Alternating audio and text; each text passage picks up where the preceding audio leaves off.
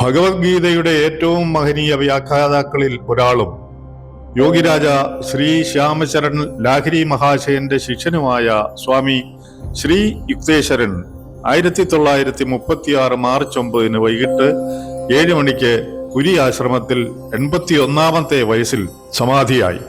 അദ്ദേഹത്തിന്റെ ആത്മശിഷ്യൻ പരമഹംസയോഗാനന്ദ അന്ത്യകർമ്മങ്ങൾ നടത്തി മാർച്ച് 10 ദേഹം വൈദികാചാരപ്രകാരം അടക്കം ചെയ്തു.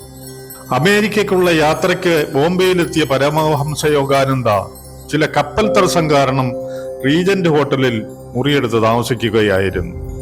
1936 ജൂൺ 19 തന്റെ മുറിയിൽ ധ്യാനത്തിലിരിക്കുമ്പോൾ എന്തോ ഒരഭൗമ അന്തരീക്ഷം മുറിയിൽ നിറയുകയും മുറി നിറയെ പ്രകാശപൂരിതമാവുകയും ചെയ്യുന്നതറിഞ്ഞ് പരമഹംസയോഗാനന്ദ കണ്ണു തുറന്നു.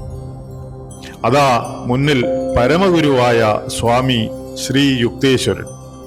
താൻ ഏറ്റവും ഒടുവിൽ സമാധിക്ക് മുമ്പ് കണ്ട അതേ ഗുരു, അതേ ശരീരം, അതേ ചൈതന്യം, അതേ വസ്ത്രധാരണം. അദ്ദേഹം സാഷ്ടാംഗ നമസ്കാരം ചെയ്തതിനു ശേഷം ഗുരുവിനെ ആലിംഗനം ചെയ്തു. ഗുരു ശിഷ്യനെ തലോടി. ശിഷ്യൻ തന്റെ അവിശ്വസനീയ സന്ദേഹം ഗുരുവിനെ ഉണർത്തിക്കുന്നു. സമാധിക്കു ശേഷം താൻ എവിടെയാണുള്ളതെന്നും ഏതവസ്ഥയിലാണെന്നും വിശദമായി ഗുരു വിവരിക്കുന്നു. ഇന്ന് വരെ ഒരാധ്യാത്മിക ഗ്രന്ഥത്തിലും പരാമർശിച്ചു കണ്ടിട്ടില്ലാത്ത അതിനിഗൂഢമായ ചില ലോകത്തെപ്പറ്റിയും അവിടുത്തെ അതിവിചിത്രമായ ജീവിത രീതികളെപ്പറ്റിയും ജീവസ്വഭാവത്തെപ്പറ്റിയും ഒക്കെ ശിഷ്യനോട് പറഞ്ഞറിയിക്കുന്നു. ദുർഗ്രഹമായ പ്രാപഞ്ചിക രഹസ്യങ്ങൾ ശിഷ്യന് മുമ്പിൽ അനാവരണം ചെയ്യുകയാണ് ഗുരു. സ്ഥൂലലോകത്ത് നിന്നും മുക്തനായ താൻ സൂക്ഷ്മലോകത്താണെന്നുള്ളതെന്നും സൂക്ഷ്മലോകത്ത് തന്നെ 3 തരത്തിലുള്ള ലോകങ്ങൾ ഉണ്ടെന്നും താൻ അതിൽ ഹിരണ്യലോകം എന്ന ഇടത്താണെന്നും അറിയിക്കുന്നുണ്ട്. അവിടെ ഇച്ഛാനുസരണം രൂപമെടുക്കാനും ഉപേക്ഷിക്കാനും കഴിയുമെന്നും അതുകൊണ്ടാണ് സമാധിസ്ഥനായ താൻ മാസങ്ങൾക്ക് ശേഷവും സശരീരനായി ഇവിടെ വന്നു നിൽക്കുന്നതെന്നും പറയുന്നുണ്ട്.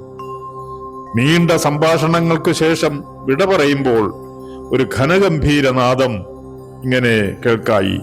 സർവരോടും പറയൂ, നിർവികൽപ്പ സാക്ഷാത്കാരത്തിലൂടെ ഈ ലോകം ഈശ്വരന്റെ സ്വപ്നമാണെന്ന് തിരിച്ചറിയുന്നവർക്കെല്ലാം സ്വപ്നനിർമ്മിതമായ ഹിരണ്യലോക ഗ്രഹത്തിൽ വന്നെത്താനും ഈ ഭൗമശരീരം പോലെ തന്നെ ഉയർത്തെഴുന്നേറ്റ എന്നെ കാണാനുമാകും.